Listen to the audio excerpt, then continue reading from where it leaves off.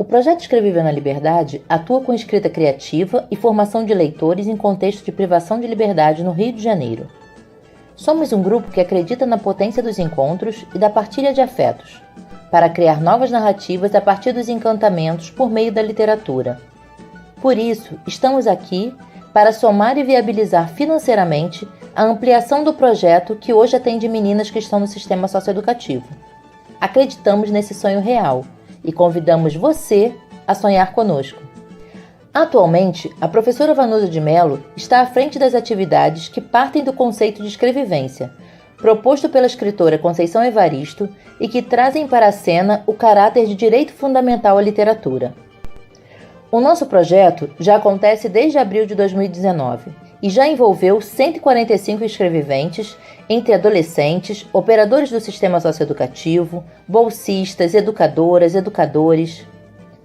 Essa campanha é uma forma de potencializar uma iniciativa que já é real e que foi premiado pela Comissão de Educação da Alerj com o Prêmio Paulo Freire.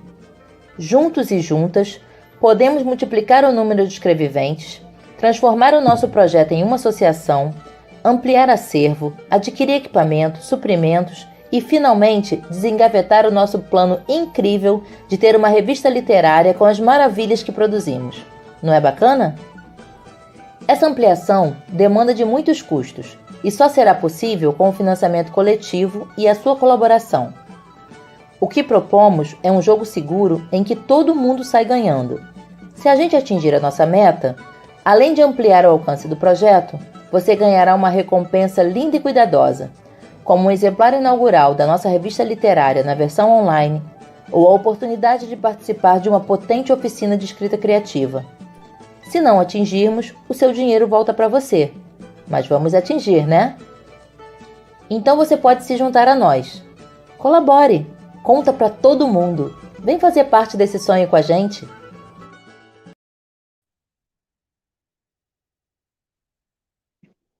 Olá, seja muito bem-vinda, muito bem-vindo a mais um encontro do projeto Escrevendo a Liberdade, que faz parte da campanha de ampliação do projeto. Meu nome é Carolina Bessa, eu sou professora e também participo do projeto Escrevendo a Liberdade, que é coordenado pela professora Vanusa de Mello. É um projeto sediado no Rio de Janeiro e que defende o direito humano à literatura, defende o desencarceramento e realiza oficinas de leitura e escrita literária, principalmente em espaços de privação e de restrição de liberdade. Então, é com muita satisfação que eu estou aqui hoje para conversar sobre o tema, né, principalmente, remissão de pena pela leitura. E para conversar sobre esse assunto, a gente convidou a Eli Torres, gostaria de chamar a Eli para entrar aqui com a gente, para conversar sobre esse tema tão instigante, tão interessante. Oi, Eli, tudo bem? Olá, Carol, tudo jóia? Tudo jóia. Eli, muito obrigada por ter topado, né, com tamanha generosidade, vir conversar com a gente hoje, né? Vou apresentar rapidamente a Eli para vocês. A Eli Torres é pesquisadora, né, do tema Educação em Espaços de Privação de Liberdade há algum tempo, é também atuante nessa área há muitos anos. De formação, ela é socióloga pela Universidade Federal do Mato Grosso do Sul. Ela também tem mestrado em educação pela mesma universidade e é doutora em educação pela Universidade Estadual de Campinas, a Unicamp, né? E lá na Unicamp ela produziu uma tese justamente sobre remissão de pena, né, Eli? Que tem como tema, como título, a gênese da remissão de pena pelo estudo, o dispositivo jurídico-político e a garantia do direito à educação aos privados de liberdade no Brasil. Então, estamos diante de uma pesquisadora, uma grande, né, especialista no assunto, e quero te agradecer, Eli, por estar aqui com a gente para conversar sobre esse assunto, tá? E queria que você ficasse bem à vontade para trazer todas as questões, inquietações, assim como as pessoas que nos acompanham para interagir com a gente, tudo bem? Tudo jóia. Eu agradeço pelo convite. Fiquei imensamente feliz e por essa aproximação, por esse diálogo, né, que hoje faremos aqui, uma troca de experiências e falar um pouco sobre as nossas trajetórias, as nossas pesquisas e, sobretudo, sobre a possibilidade da remissão pela leitura, né, em espaços de privação de liberdade. Então, é com satisfação que eu venho fazer essa participação e nesse espaço de troca, né, nesse espaço de também de resistência e de militância por garantias de direito à educação para pessoas privadas de liberdade, né, em distintos espaços de privação de liberdade. Maravilha, Eli, é isso mesmo, é um espaço de diálogo e você que, né, já é uma grande parceira, a gente se encontrou, né, na vida, digamos assim, Exato. justamente como desdobramento de pesquisa desse tema, né, então o tema nos fez encontrar, né, a gente se encontrou justamente por sermos pesquisadoras na área e se não fosse o tema, provavelmente a gente nunca teria se encontrado na vida, né. Nunca teríamos nos encontrado virtualmente, porque eu e Carol, nós já produzimos um artigo no ano de 2018, mas nunca nos encontramos pessoalmente. Exatamente. E continuamos aí, a Carol possivelmente irá contar outras aventuras aí no ramo da pesquisa, mas ainda não nos encontramos pessoalmente. Então, são as coisas bacanas das novas tecnologias, não é, Carol? Com certeza. Bem antes da pandemia, a gente já tinha essa troca bem importante, né, intensa de Verdade. pesquisa juntas. Para a gente começar essa conversa, Eli, eu queria invocar aqui, né, um texto, começar com um texto, lendo um trecho de um texto literário do Luiz Alberto Mendes, que é um sobrevivente, foi um sobrevivente, né, do sistema prisional brasileiro. É um homem paulistano, né, que infelizmente faleceu esse ano, né, no mês de abril, se eu não me engano, de 2020.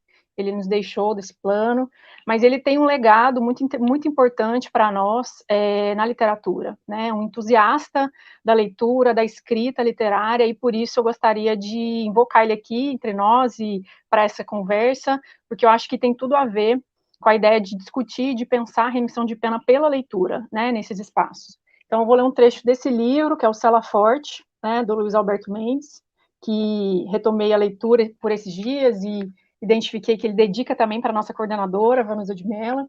Então, achei bem bonito, né, poder trazê-lo aqui entre nós. E o trecho que eu escolhi é um texto, que esse é um livro que ele, né, um compilado de vários textos que ele escreveu ao longo da vida, e o texto se chama Olhos de Fogo. Então, eu vou ler um pequeno trecho aqui para nos inspirar. Olhos de Fogo. Não há certezas. Qualquer ideia sobre certo ou errado é, no mínimo, insensata. Particularmente em termos de comportamento humano. A decantada maturidade pode significar apenas que somos capazes de reconhecer nossos erros, quando os cometemos novamente. Nada garante nada. Este é um mundo de relatividades, e para a maioria, ainda prevalece a luta pela sobrevivência. Poucos são os que escaparam a esse esforço. Nossos interesses sempre foram mais importantes que nossos direitos. Mesmo por isso, envelhecer é doença grave em nosso país.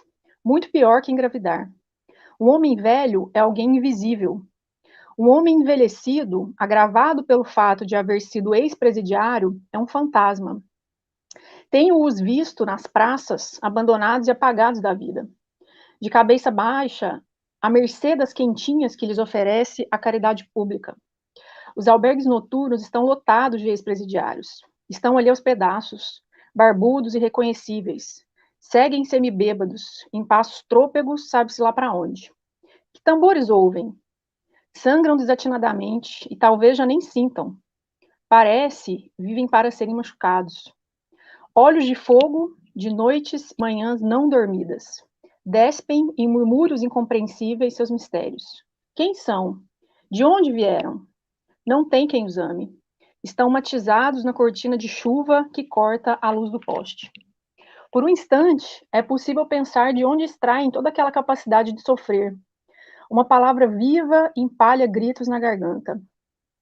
A voz é o vazio de sentir que não podem escapar da dor que lhes pertence. Assim como há concursos de beleza, aqueles de nós que houvessem sofrido mais deveriam também ser homenageados. E com a grandeza da generosidade humana. As razões não deveriam ser levadas em consideração. Apenas o limite da capacidade humana de suportar a dor. Claro que um tal concurso seria inviável. É preciso esconder a dor. Agrediria sensibilidades. Como expor a dor, sem mostrar quão desumanos somos em aceitá-la nos outros? Considero dor valor maior, digno do máximo respeito. Não nos ensinaram a vivenciá-la. Então, se cada qual desenvolve seus próprios métodos, méritos àqueles que criaram os melhores sistemas e suportaram mais. Salve Luiz Mendes, salve e máximo respeito, como ele mesmo diz aqui, à sua humanidade, né? Acho que a gente precisa sempre retomar o legado dele, né? Ainda mais em tempos em que a dor, como ele mesmo coloca aqui, ela é tão presente entre nós, né? De diversas maneiras. Vamos começar essa conversa então, Eli, continuando na energia do Luiz. Queria que você contasse um pouco para nós como que foi esse seu encontro, né, na sua trajetória com o tema do encarceramento, com o tema da educação e da leitura também nesses espaços. Como que você chegou até isso, ou como isso chegou até você de alguma maneira?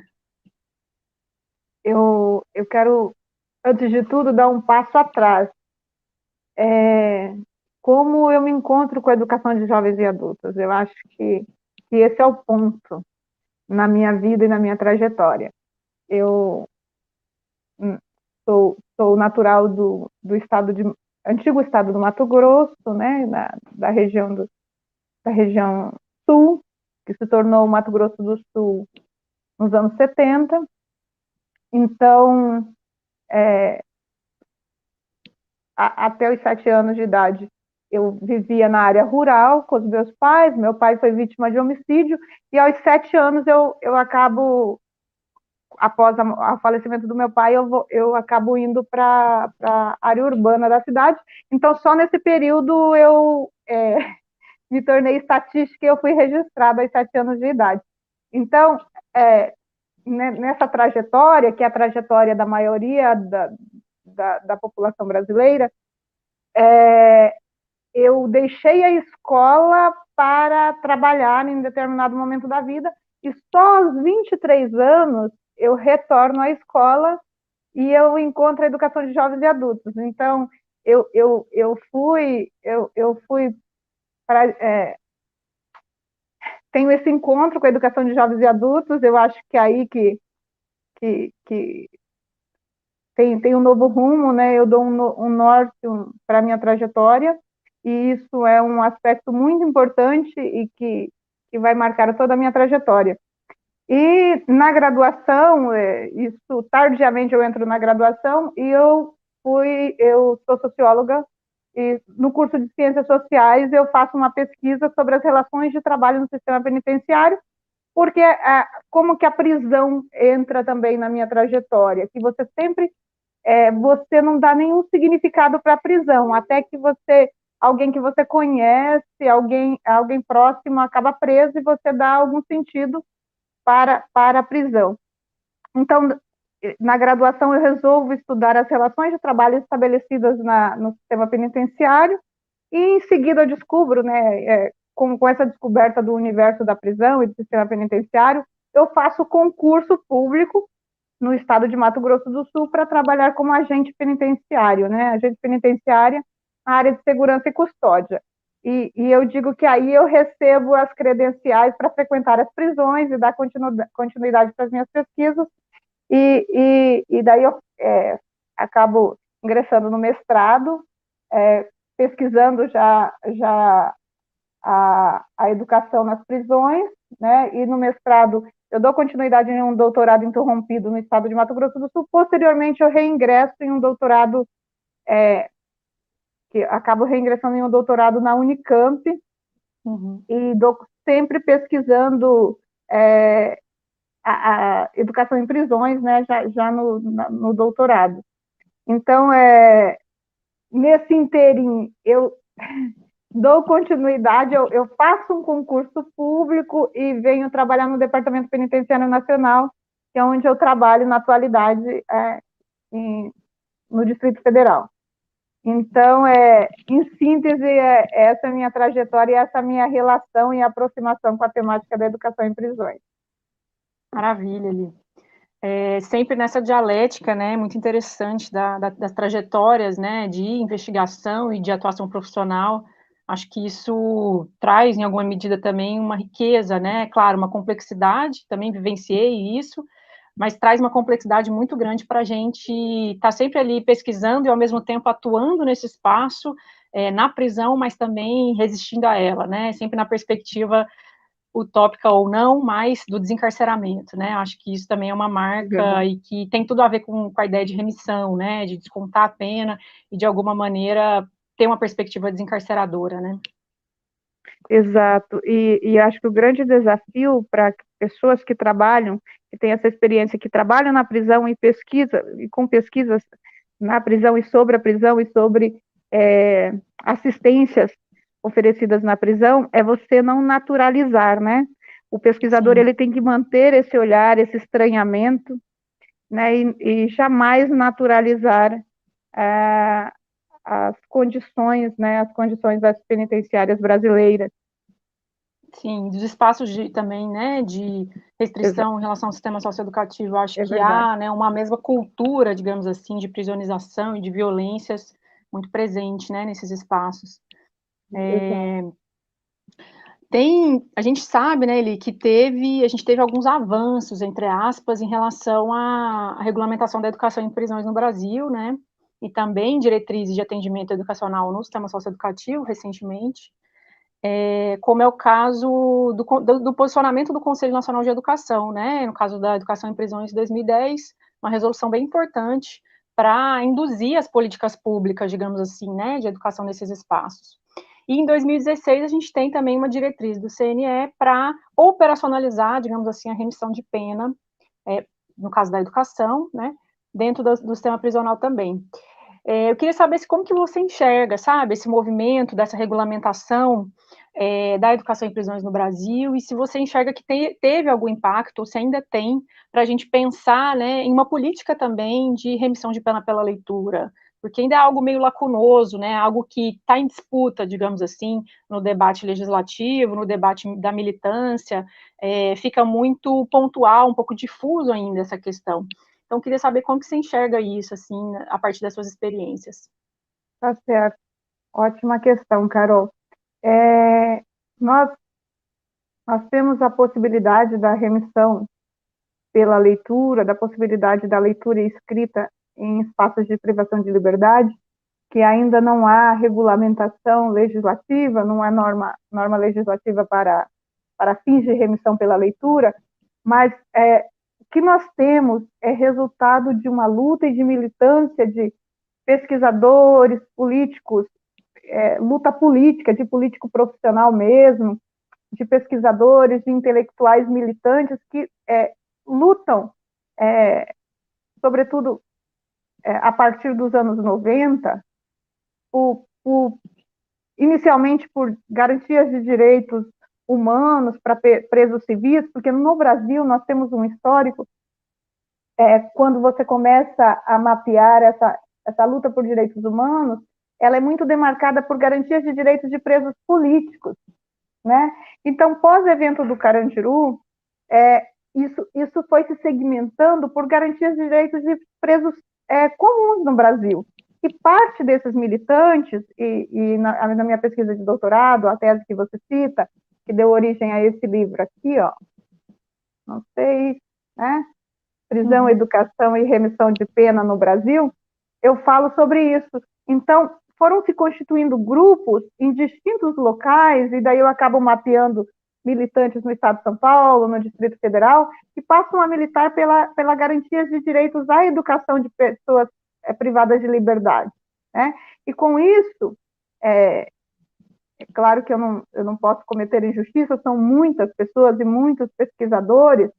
Aí, como você já citou numa conversa anterior comigo, o professor Roberto da Silva esteve desde o início envolvido com essa temática, a professora Mariângela, a professora Helenice e tantas outras pessoas em distintos momentos históricos, mas não menos ou mais importantes um do que o outro, acabaram influenciando e pautando, além dessas pessoas, instituições como o IDDD, Pastoral Carcerária e tantas outras, né, Ação Educativa no Estado de São Paulo e tantas outras, acabaram influenciando e estabelecendo conexões em redes com órgãos do Executivo, especialmente do Executivo, do Distrito Federal, e fomentaram a pauta legislativa para que isso se transformasse em legislações e diretrizes. Daí nós vamos chegar como você mencionou nas diretrizes publicadas no ano de 2010, que é um marco, né?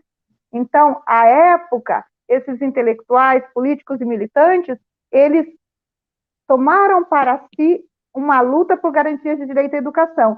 E essa luta se desdobrou também na aprovação da legislação para alterar a lei de execução penal e garantir a remissão de pena pelo estudo no Brasil, porque sempre o estudo ele foi marginalizado em relação ao trabalho, né? Porque Sim. trabalhar na prisão é muito mais nobre, né?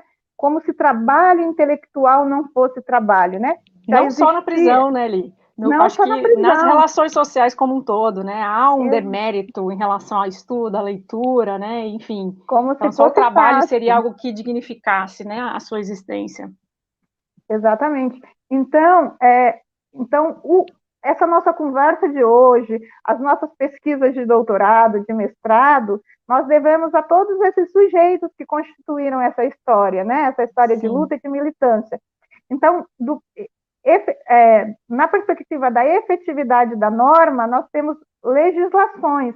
O que nós precisamos alcançar hoje no sistema penitenciário é acesso a um direito que já está garantido, que já está posto, que já tem norma jurídica, né? O que nós precisamos hoje, que é o grande desafio da educação para pessoas privadas de liberdade, é garantir o acesso. E, com isso, nós temos a previsão da remissão pela leitura, né?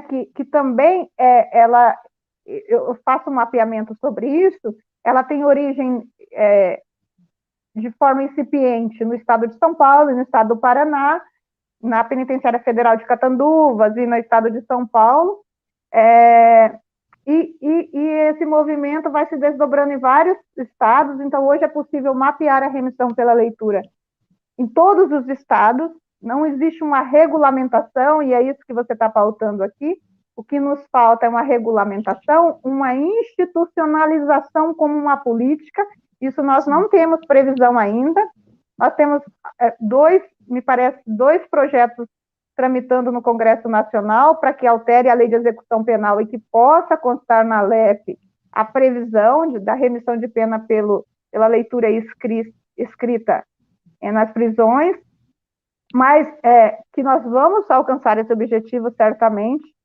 E o primeiro passo para a institucionalização da remissão é uma nota técnica do Departamento Penitenciário, eu falo do ponto de vista do Executivo Federal, é uma norma técnica 01 de 2020, que é possível encontrar facilmente, que mostra esse histórico da remissão de pena pela leitura, mostra a oferta nos estados, como se dá, o nome dos projetos, alguns projetos mapeados, claro, porque como não é instituído ainda é muito incipiente, as informações estão desencontradas, mas a proposta do executivo, né, do departamento, aqui eu não falo em nome do departamento, mas tenho conhecimento, sou interessada e participei à época da elaboração da nota técnica, que possamos instituir uma política, né, e fomentar nacional. Essa política nacional com os estados, né? Eu acho que esse é o desafio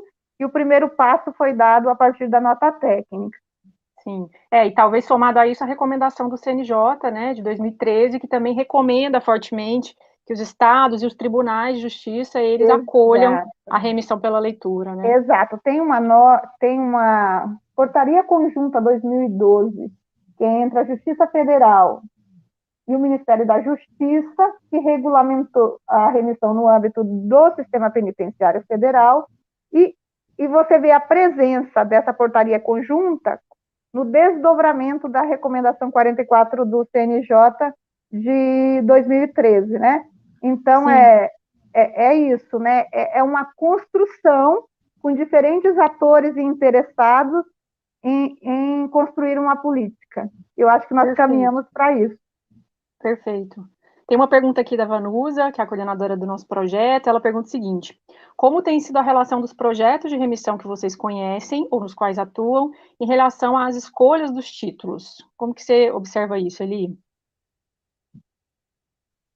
Então, há uma preocupação que os títulos não sejam títulos religiosos, porque, talvez eu estou me antecipando aqui uma discussão posterior, porque a assistência religiosa ela é importante e bem-vinda nas prisões, sobretudo porque ela tem previsão legislativa, né, consta a lei de execução penal, mas o interesse é que sejam obras literárias, mas não há uniformidade na escolha do título. Então, uma das preocupações da nota técnica foi fortalecer as sugestões que fossem obras literárias, filosóficas, no mesmo direcionamento da recomendação do CNJ do ano de 2013. Perfeito.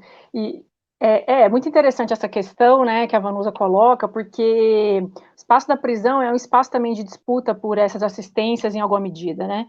E em se tratando da questão da assistência religiosa, eu acho que isso também se evidencia em várias dimensões quando a gente fala das diferentes religiões, mas sobretudo aquelas de matriz cristã que ali se colocam para prestar alguma atividade, fazer algum serviço ali de assistência religiosa. E aí a gente tem, né, várias conhecidas, como a pastoral que você comentou, e várias denominações, digamos assim, de igrejas evangélicas que ocupam fortemente esse espaço, né, e aí é um outro debate, mas eu acho que aqui interessa também a gente pensar como essa apropriação, essa instrumentalização, digamos assim, da leitura para finalidades que não necessariamente são aquelas pensadas para uma política de remissão pela leitura, né. E aí eu me lembrei aqui, antes de passar para a próxima pergunta, da sua tese, né, de doutorado, recomendo fortemente quem se interessa pelo tema que leia essa tese, e aí tem uma epígrafe aqui, que eu vou mencionar rapidamente, que tem a ver com esse debate, né, dos títulos e da instrumentalização da leitura, por exemplo, para fins religiosos, bíblicos, de estudo bíblico, que não tem a ver com, necessariamente, uma ideia que a gente defende de remissão pela leitura, né. Uma entrevista que você fez com o professor Roberto da Silva, né, da USP, e no âmbito da sua pesquisa, que ele diz o seguinte, que a leitura é muito mais que descontar horas na pena. Para o preso é muito mais que isso. A leitura é um modo dele se sentir livre. É a reafirmação daquele ditado. O Estado pode prender meu corpo, mas não pode prender meu espírito. Então, criar a obrigatoriedade de ler e depois descontar dias, se o preso se entrega a essa lógica, ele está perdendo a capacidade de viajar com a leitura. Literalmente viajar, porque vira uma leitura instrumental, porque ele vai ler pensando, será que alguém vai me perguntar alguma coisa? Será que eu tenho que responder alguma questão? Será que tem um roteiro? Ou o que eu vou pôr na resenha? Aquele exercício do imaginário, próprio de viajar junto com o personagem, junto com as situações, se perde. É uma leitura que faz ele continuar preso, né? Fecha aspas. Então, eu acho fantástica essa epígrafe que você coloca, porque é exatamente isso, né? A gente tem um roteiro de um estudo, por exemplo, bíblico, que vai completamente contrário a essa ideia da literatura como expressão do imaginário, né? Então, eu acho que tem uma relação direta com essa parte da sua pesquisa também. O professor Roberto, quando eu vou mapear os grupos dos intelectuais, dos políticos, dos militantes que travaram essa luta pela garantia dos direitos à educação no Brasil, ele é identificado na minha pesquisa como dissidente, porque ele acaba não se afiliando a grupo nenhum. É uma característica muito marcante do professor Roberto. Mas ele traz essa contradição, mas, por outro lado, nós temos que pensar, daí no ponto de vista do Poder Executivo, da Secretaria de Administração Penitenciária, da Secretaria de Educação, como ele vai avaliar essas resenhas, né? Como que ele vai atribuir, né, uma validade para essa resenha, se ele não estabelecer critérios mínimos. E aqui nós estamos falando com educadores, com participantes, certamente com participantes de projetos aí de remissão pela leitura. Então, eu costumo demarcar fortemente que remissão de pena é pagamento de pena, essa remissão grafada com C cedilha. Remissão grafada com SS é indulgência, perdão, e que não nos cabe ao presidente da República, né? Sim. Então, nós que trabalhamos com projetos de remissão, que trabalhamos com educação em prisões, nós temos que nos preocupar com a efetividade do nosso trabalho, com a lisura, com o procedimento, para que a gente não possa desqualificar uma luta muito importante, né? que o nosso trabalho não possa ser marginalizado, criminalizado em alguma medida. Então, acho que a gente tem que sempre trabalhar com essa preocupação. Então, você coloca essa questão, é uma questão sensível, né?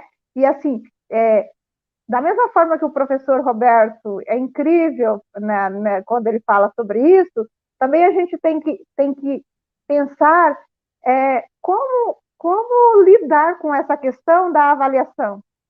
Uhum. Porque o sujeito está sendo avaliado e para manutenção da dinâmica de um projeto de extensão, né, de um projeto de remissão, nós temos que ter uma entrega para o Ministério Público, para o sistema penitenciário. Então, é uma questão muito importante que nós devemos nos preocupar, inclusive para a manutenção desse trabalho. Você colocou mais uma questão que me fugiu agora. Não, que na verdade, assim, essa instrumentalização, né, a partir, por exemplo, da ideia dos grupos religiosos, né, que a gente falou. Então, assim, o quanto isso também pode subverter, em alguma medida, essa ideia da remissão de pena defendida, seja no que a gente já espera por analogia da remissão pela educação, né, mas que incorpore projetos de educação não formal, né, que eu acho que também já é uma lacuna, uma possibilidade, melhor dizendo, que as próprias normas que já existem apontam, né, de parceria com a sociedade civil, universidades, enfim, grupos que realizem atividades de escrita e leitura, né, dentro das unidades, sejam, principalmente aqui a gente está falando de prisionais, mas pensando que há uma lógica organizativa mínima, né, como você aponta, mas que é preciso que a ênfase seja dada à literatura circular, como você coloca, né? Exato, e que não seja apenas a leitura e a remissão, como o que me preocupa, né, é que seja apenas para fins de remissão, porque essa não é a nossa intenção. A nossa intenção é que esse sujeito seja alcançado por essa leitura, né, que ele possa se integrar, que ele possa socializar. Nós estamos falando sobre pessoas presas, né? E uma coisa que é muito importante, tanto para que essa pessoa que vai fazer intervenção nas prisões, para alguém que trabalhe na prisão, para alguém que trabalha com política penitenciária, que não é importante para nós o crime que esse sujeito cometeu, né? A nossa função é participar em alguma medida para que ele seja integrado. Eu não trabalho com a possibilidade de ressocialização apesar que a palavra ressocialização constou na LEP a partir de 2015, mas eu não trabalho com essa possibilidade, porque desde a minha graduação, da minha dissertação de mestrado, eu falo sobre isso, como ressocializar alguém, como recodificar alguém que não teve processo de socialização, que de fato não esteve de fato integrado socialmente no período anterior, quer dizer, ele não tinha um processo de integração escolar ou em outros espaços de sociabilidade, né? Então, eu acho o preâmbulo da LEP mais adequado, que ele fala de integração. Então, nós temos que fazer essa mediação, especialmente, eu tenho o mesmo cuidado e penso da mesma forma que, com literatura, obras filosóficas, e que a assistência religiosa, ela aconteça, mas em um momento oportuno e descolado da educação não formal, né? É uma outra possibilidade, tem uma outra previsão na lei de execução penal e que todas as religiões possam participar, inclusive, não é? Sim. Mas totalmente descolada da possibilidade educacional. Perfeito. Tem uma pergunta aqui, Eli, tem algumas perguntas. Como você observa a questão da remissão de pena através da leitura no regime disciplinar diferenciado? Pergunta da Jaqueline Barros, minha querida aluna. E aí ela complementa o seguinte: até onde eu conheço, não existe nenhuma atividade de ressocialização aos internos que estão no RDD e que ficam longas horas em isolamento. O estudo, trabalho e outras atividades são entendidos como uma forma de ressocialização. Então, como que você observa essa questão da remissão de pena pela leitura no RDD? Então, em um sistema RDD, que geralmente a pessoa tem um curto espaço de tempo para ficar fora da cela, né, ou como chamam nas prisões, para a possibilidade do banho de sol, durante esse período de recolhimento, em regra, né, que o Brasil, nós temos distintos sistemas penitenciários, né, porque por conta do Pacto Federativo, cabe aos estados, né, a administração do sistema penitenciário.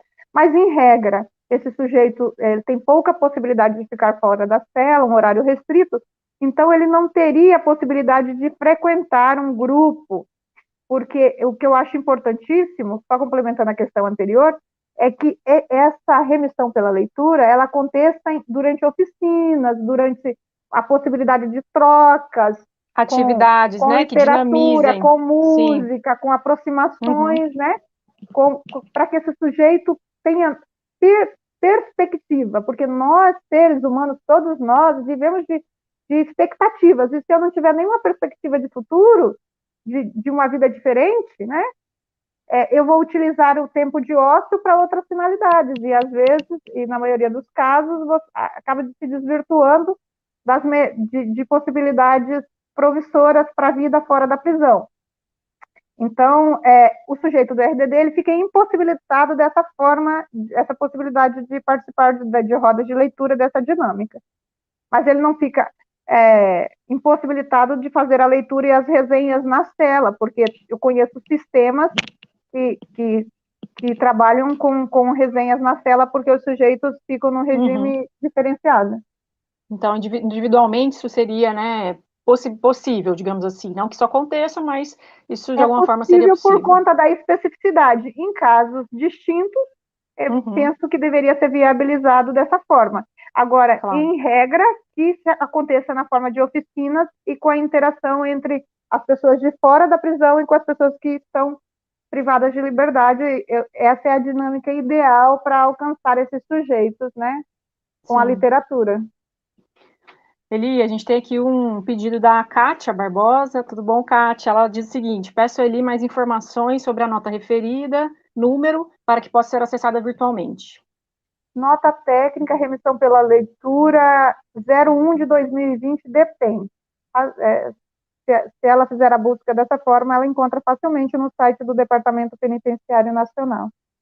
Perfeito. Bom, mais algumas questões para a gente, né, ir dialogando também com o pessoal que está nos acompanhando, agradecendo demais todo mundo. Professor Paulo Roberto Tonani Patrocínio, ele é professor da UFRJ, e ele diz, né, atua em parceria com a Associação Elas Existem em um projeto de remissão de pena pela leitura. Aqui no Rio, a remissão é regulada de forma bem rígida. E aí ele pergunta, de que forma podemos atuar diante de uma regulamentação tão fechada, que define o número de encontros e, inclusive, os livros que podem ser lidos no âmbito do projeto? Daí eu reforço a questão que precisamos de diretrizes nacionais. Eu acho que esse é um passo, eu acho que a nota técnica e os desdobramentos promovidos, que certamente serão promovidos pelo Departamento Penitenciário. Eu não atuo na área de educação, mas as pessoas que atuam são extremamente comprometidas e eu tenho muita confiança no trabalho deles. Eu penso que esse alinhamento entre o órgão fomentador de políticas e os estados, eu penso que podemos avançar com essa pauta. Sobre uma sugestão que eu deixo, apesar que me parece que o professor já atua com a remissão, seria fomentar iniciativas de remissão via projeto de extensão. Né? Eu acho que talvez seja o caso já, que ele, pelo que ele comentou, acho que pode ser isso. Isso. Eu sei que o Departamento Penitenciário Nacional está realizando uma compra de um bom quantitativo de livros, que foram livros selecionados conjuntamente com os estados, e que serão livros colocados à disposição das atividades de remissão de pena pela leitura. São obras literárias, eu não me recordo agora dos títulos, mas muitos títulos interessantes. Entendi.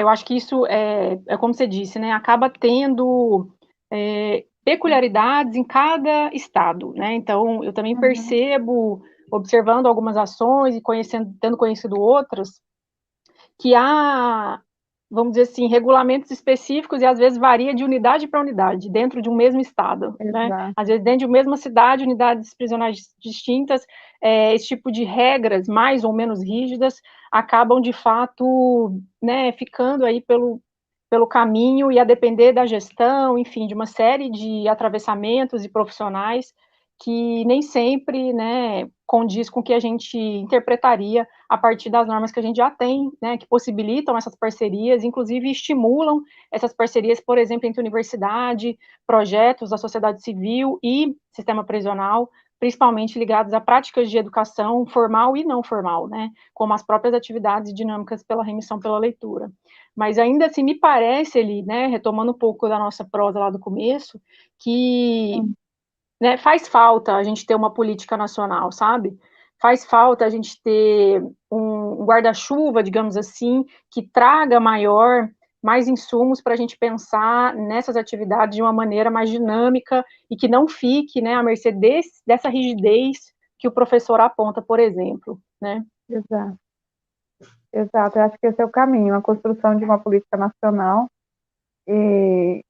que, pelo menos, para balizar, né, e tirar algumas anomalias aí que às vezes você eu sei de possibilidades de questões de deputados que estão propondo a remissão pela via religiosa, né? Ah, sim. Então, E então isso acontece.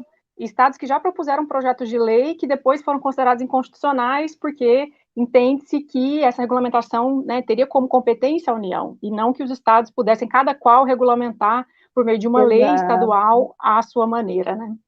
exato, em que inclusive é inconstitucional. Mas É. eu penso que nós estamos no caminho, que esse é um desafio. É, um outro grande desafio é conseguir agrupar pessoas que tenham disponibilidade, né, e acabam doando tempo, como é o caso das nossas colegas aqui que participam do grupo, que acabam se doando para Sim. executar, né, para fomentar o desenvolvimento dessa política. Eu acho que o grande desafio é que, em algum momento, as universidades consigam instituir bolsas, né, de iniciação científica, ou a aprovação de projetos dentro de um grande guarda-chuva para a efetivação disso como uma política nacional. Eu acho que são pistas, caminhos aí para Sim. a gente começar a pensar sobre isso, né? E eu Para fico pensando fomentar também, ainda mais. ele, sim, a estimular, né, essa política, ou de alguma maneira entrar na disputa também, né, nesse debate. Eu fico pensando também na questão das bibliotecas, né? Há um debate também muito relevante sobre as bibliotecas, né, nesses espaços. E a ausência que é a gente não poder contar com, por exemplo, um profissional, né, dessa área, e nem mesmo com, de fato, uma política nacional de leitura e de biblioteca, né, dentro das unidades prisionais. Ainda que todas as normas também, novamente, né, elas já digam que as bibliotecas têm que existir, né, dentro desses espaços, justamente, né, na legislação não há dúvida quanto a isso, mas o quanto também há uma correlação interessante entre a possibilidade da gente ter uma política guarda-chuva, algo que traga uma melhor fluidez para as atividades de remissão pela leitura e uma otimização de esforços, né, e também pensar na biblioteca, né, como esse aporte fundamental também para refletir sobre o direito à literatura, sobre a leitura e a escrita literária, né, junto a esse público. Então, sim, eu fico pensando que a ausência, né, de uma política para a formação de leitores e até mesmo escritores, né, na prisão, é algo que também se relaciona muito intimamente com a ideia de remissão pela leitura. Concordo plenamente. Eu gostaria de fazer um registro que no ano de 2015, me parece, o Giostre, da livraria Giostre, no estado de São Paulo, nós tratamos sobre a possibilidade de remissão pela leitura. À época, nós pensávamos em instituí-la no estado de Mato Grosso do Sul, e o Giostre fez doação de 800 títulos à época para o projeto, né? Foi uma iniciativa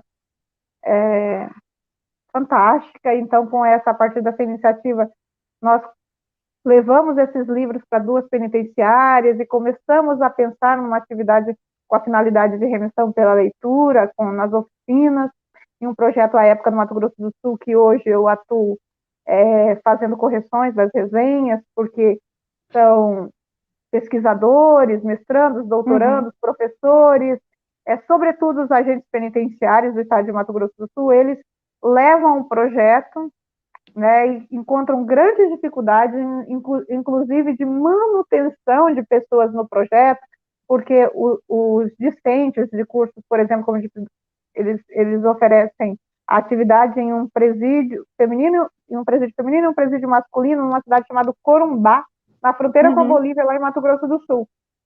E esses jovens, eles não têm dinheiro para o transporte, né, e não tem financiamento, não tem bolsa. Então, existe essa preocupação, inclusive essa nota técnica que mencionei traz essa preocupação, traz essa descrição, porque no ano de 2019 aconteceu um encontro no Departamento Penitenciário Nacional que alguns representantes de grupos, né, de projetos de remissão pela leitura, participaram desse encontro e apresentaram suas dificuldades à época para o diretor-geral. Então, isso constou na nota técnica, constou como preocupação do departamento para que acontecesse algo, para que o Estado pudesse pensar formas de financiamento ou de fomento, né, para a manutenção da atividade para fins de remissão pela leitura nas prisões. Então, esses diferentes atores, como é o caso do Rio de Janeiro e de tantos outros estados, faz com que tenhamos esperança na manutenção e certamente virá sim uma política. A Cássia disse agora há pouco, né, que precisamos de uma política, então nós estamos construindo as possibilidades para que essa política aconteça. Então eu não tenho dúvida que haverá uma alteração na lei de execução penal e a previsão em algum tempo, em algum momento da remissão. Mas a construção nos espaços legislativos, elas demoram. A lei de remissão de pena pelo estudo no Brasil, ela tramitou durante 20 anos, mais de 20 anos, e foram 27 projetos de lei.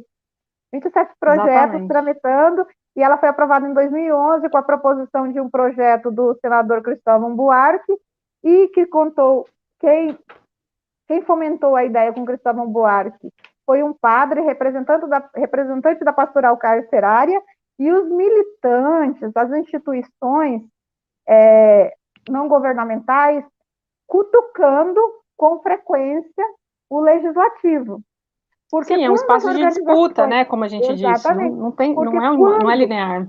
Quando eu ou Carol, nós vamos a um deputado, a um senador, levando uma excelente proposta de um projeto de lei, isso cai no descrédito, porque nós somos um indivíduo, um sujeito. Mas quando é uma instituição, quando é a pastoral carcerária, quando é ação educativa, isso tem uma outra pegada, um outro valor, porque tem uma representação de grupo, de voto, que se transforma em voto, em apoio.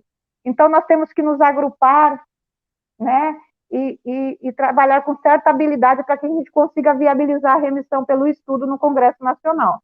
Eu acho que esse é um desafio. Sim. Tem um comentário aqui da Adriana, minha saudosa colega também, de militância e trabalho de educação, que ela diz, né, a remissão pela leitura, inclusive, garante, inclusive, um estado emocional mais saudável, pois sabemos que a condição psicológica é extremamente prejudicada. Adriana, você me fez lembrar, não só da Secretaria de Educação de São Paulo, onde eu fui servidora há 6 anos, mas das minhas visitas, né, que eu fazia às unidades prisionais lá.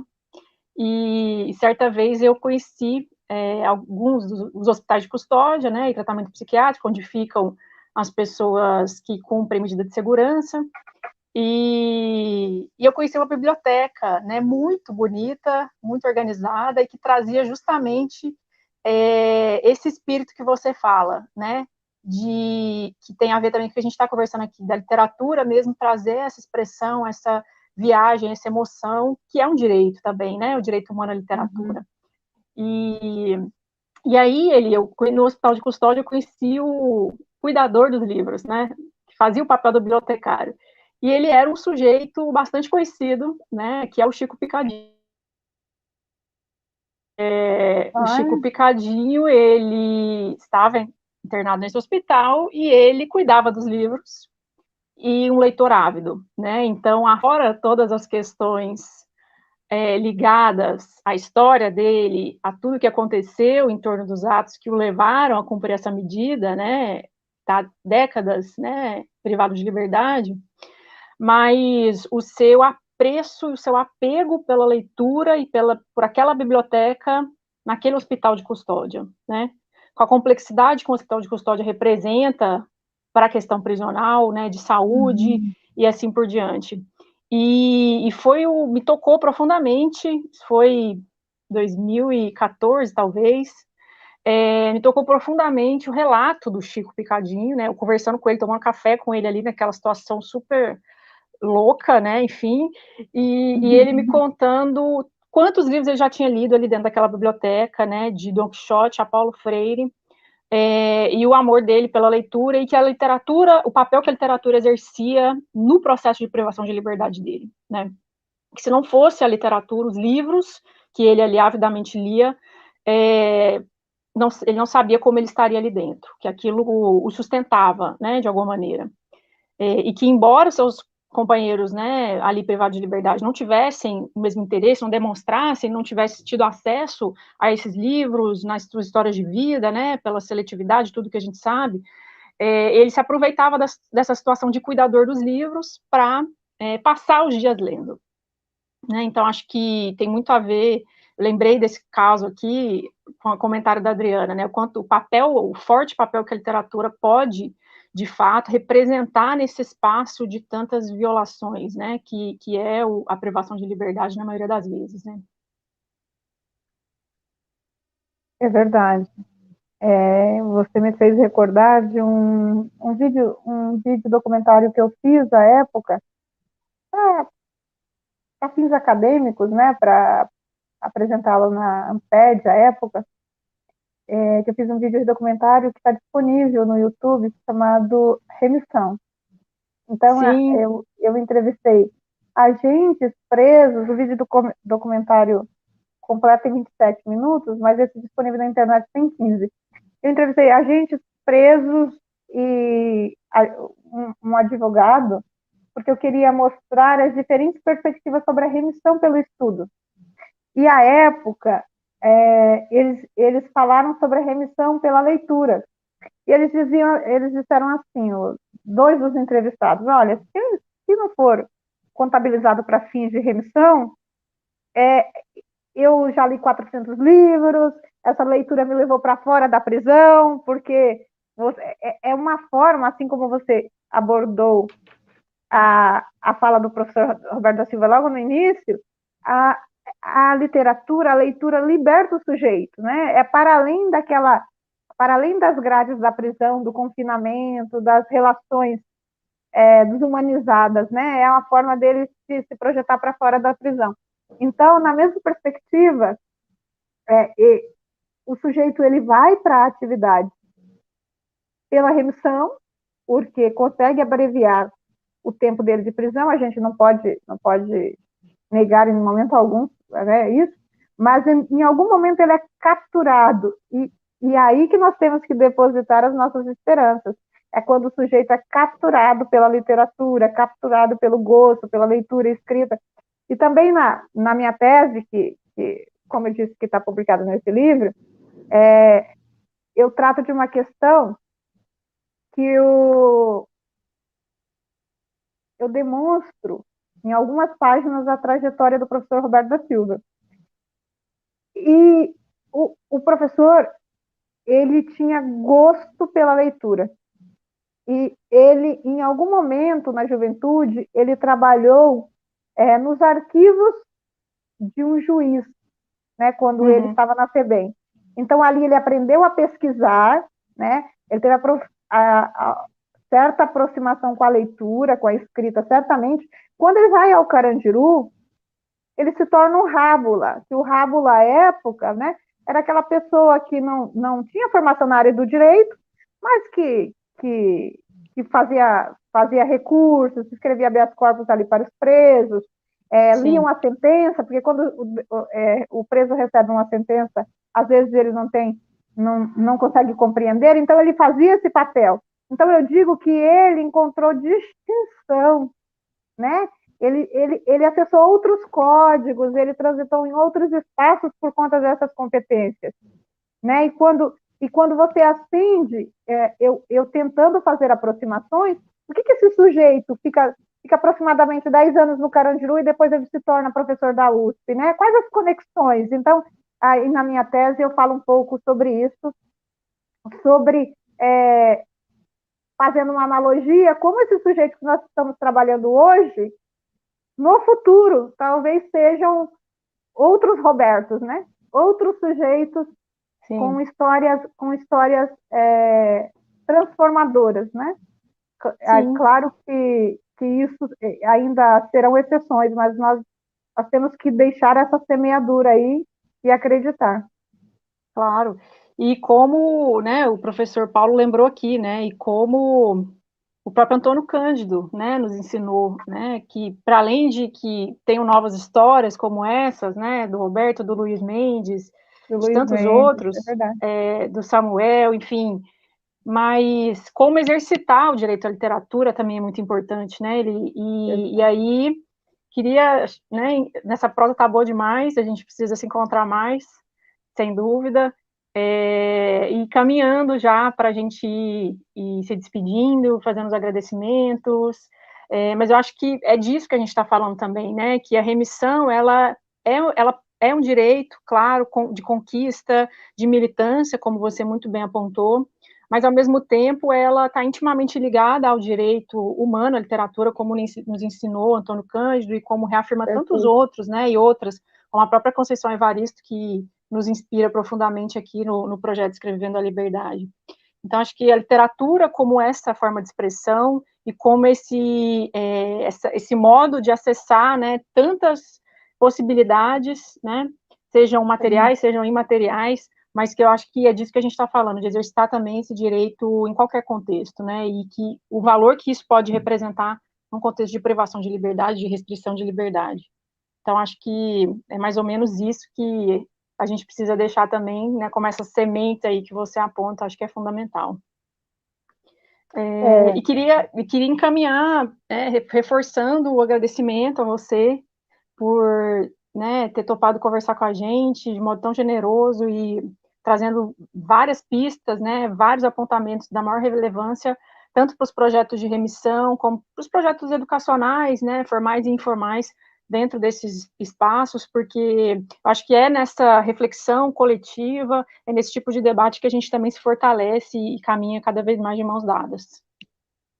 É isso, Carol.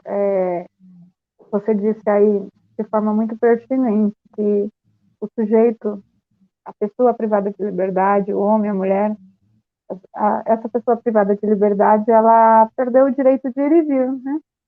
Mas os demais direitos, garantias, né, o Estado tem o dever de assegurá-los.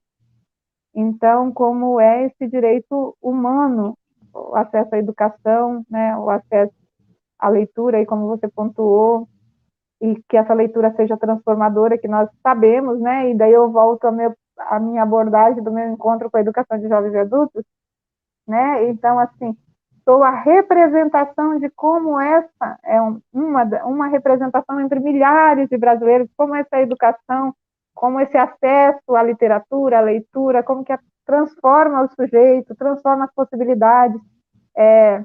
Eu trabalho muito com um teórico, com Bourdieu, então, assim, a educação ela não vai trazer para você, na minha perspectiva, na minha leitura sociológica, dentro da estrutura social, a possibilidade de você fazer aquele salto econômico, aquela transposição, mas vai produzir ranhuras, vai produzir possibilidades e vai te dar certa mobilidade social. Então, você vai construir a partir dessa possibilidade educacional, né? Então, eu tenho certeza disso, volto a dizer, né, que pela via educacional eu transformei a minha trajetória, né, com essa possibilidade de me agarrar à oportunidade educacional, assim como milhares de brasileiros. Então, assim, também com certo conhecimento, né, falando de um outro lugar, eu vejo que há possibilidade e que a educação é uma garantia, a leitura é uma garantia, e nós temos que assegurá-la e continuar nessa luta, militância mesmo, esse compromisso com a causa educacional. Perfeito. Eu acho que é esse encantamento que projetos e ações as mais diversificadas, como, né, aqui, as pessoas que aqui participaram comentaram, como o próprio Escrevivendo, podem causar, né, esse encantamento por meio de uma atividade, de uma dinâmica, de uma palavra, de uma leitura, e que isso pode ser uma janela, né, para tantas outras opções e para tantos outros caminhos aí, como você muito bem colocou. Eu queria agradecer, Eli, né, demais, queria agradecer você, dizer que a gente possa cada vez mais estar juntas, né, fazendo novas conexões, agradecer a professora Vanusa, coordenadora desse projeto, que no meu entendimento é uma construtora de pontes aí, e de conexões, Verdade. né, uma construtora permanente, né, que edifica tantas parcerias. Agradecer a Flávia, né, a nossa produtora maravilhosa dessa campanha de Maravilhosa. ampliação, agradecer a Viviane Paiva, né, a nossa operadora aqui com grande maestria para que essa transmissão possa acontecer da maneira mais tranquila e cuidadosa possível, a Ana Nobre, né, pela cuidade aí em relação aos comentários, e deixar aberto para a gente fazer o encerramento, né, se você quiser fazer alguma leitura, vou pensar aqui também, enquanto você lê, a leitura que eu posso fazer, e dizer que é um prazer, né, poder conversar com você e continuar nessa parceria. Tá certo, eu te agradeço, fico à disposição, fico encantada com o trabalho. Eu respeito a todas as mulheres fortes envolvidas com o projeto. E eu, já que aqui é um espaço de literatura, eu gostaria de fazer a leitura de um poema do Manuel de Barros. O Manuel, ele é um poeta sul-mato-grossense. Na verdade, ele é nascido também como eu no estado de Mato Grosso e faleceu no ano de 2014 no estado de Mato Grosso do Sul. E eu achei muito adequado fazer uma leitura sobre o Manuel, que o Manuel dizia que ele, primeiro que ele se projetou como poeta, já tinha mais de 60 anos, né? Então, quando ele recebeu algum reconhecimento como poeta. E ele é identificado como poeta das coisas insignificantes, né? Então, eu achei adequado porque, como o sistema penitenciário é uma causa marginal, né? E como tudo aquilo que acontece no sistema penitenciário é, é visto, é deixado de lado, é colocado embaixo do tapete, então eu vejo alguma conexão com as coisas insignificantes que o Manuel resolve dar visibilidade. Então, em alguma medida, nós estamos tentando fazer o exercício também de trazer à visibilidade essas coisas tidas como insignificantes.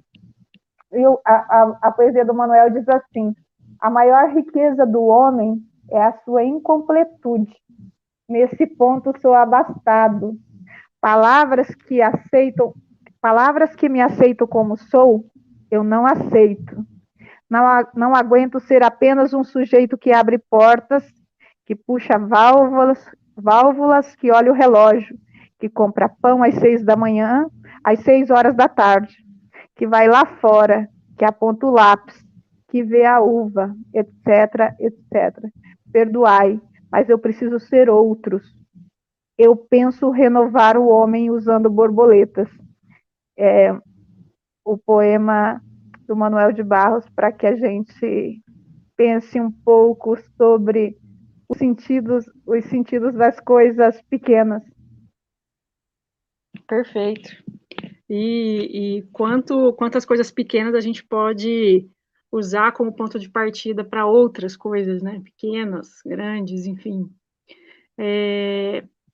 Quero finalizar convidando vocês, pessoal, para continuar acompanhando as atividades, né, aqui dos encontros, das lives poéticas. A próxima vai acontecer no dia 21 de dezembro, segunda-feira, às 19 horas, tá? No mesmo horário, nesse mesmo canal, com a educadora Jéssica Montuano e o professor Renato Nogueira. Então, acho que vai ser mais uma oportunidade da gente discutir, coletivizar experiências, né, conversar sobre literatura, sobre leitura, e convido todos, então, a acompanhar e estar com a gente nessa campanha de ampliação e de cada vez mais compartilhamento de ações como essa, tá bom? Então, eu vou ficando por aqui, Eli. Muito obrigada por tudo, obrigada pela leitura, por trazer o Manuel para encerrar com a gente. essas pequenas grandes coisas, que a gente possa cada vez mais estar em contato, né, com a literatura também, como possibilidades de renovação aí das nossas esperanças também por dias melhores. Exato, por dias melhores. Eu agradeço novamente a oportunidade, quero deixar aqui minha gratidão e meu respeito a todos os voluntários, todas as pessoas que trabalham com os projetos de remissão nas prisões, que acabam se doando um pouco na tentativa de produzir integração para essas pessoas, porque essas pessoas, elas, em algum momento, elas irão retornar à sociedade, essa tem que ser a nossa preocupação. Então, meu respeito a todos e a todas que estão aí se voluntariando por esses projetos. É isso. Continuemos juntos, juntas, juntos. Muito obrigada, um beijo e boa noite a todos. Até a próxima. Tchau, Eli. Tchau. O projeto Escrevível na Liberdade atua com escrita criativa e formação de leitores em contexto de privação de liberdade no Rio de Janeiro. Somos um grupo que acredita na potência dos encontros e da partilha de afetos, para criar novas narrativas a partir dos encantamentos por meio da literatura.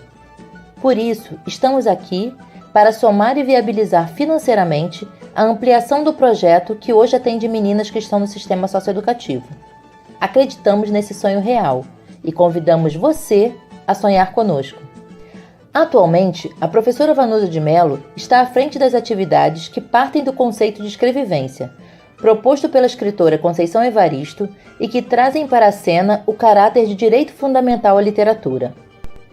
O nosso projeto já acontece desde abril de 2019 e já envolveu 145 escreviventes, entre adolescentes, operadores do sistema socioeducativo, bolsistas, educadoras, educadores.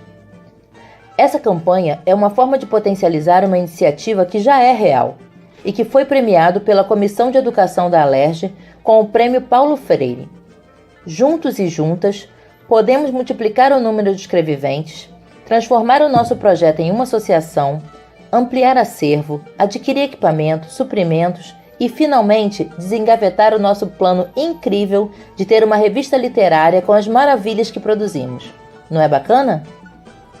Essa ampliação demanda de muitos custos e só será possível com o financiamento coletivo e a sua colaboração.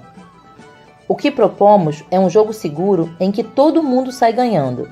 Se a gente atingir a nossa meta, além de ampliar o alcance do projeto, você ganhará uma recompensa linda e cuidadosa, como um exemplar inaugural da nossa revista literária na versão online, ou a oportunidade de participar de uma potente oficina de escrita criativa. Se não atingirmos, o seu dinheiro volta para você. Mas vamos atingir, né? Então você pode se juntar a nós. Colabore! Conta para todo mundo! Vem fazer parte desse sonho com a gente!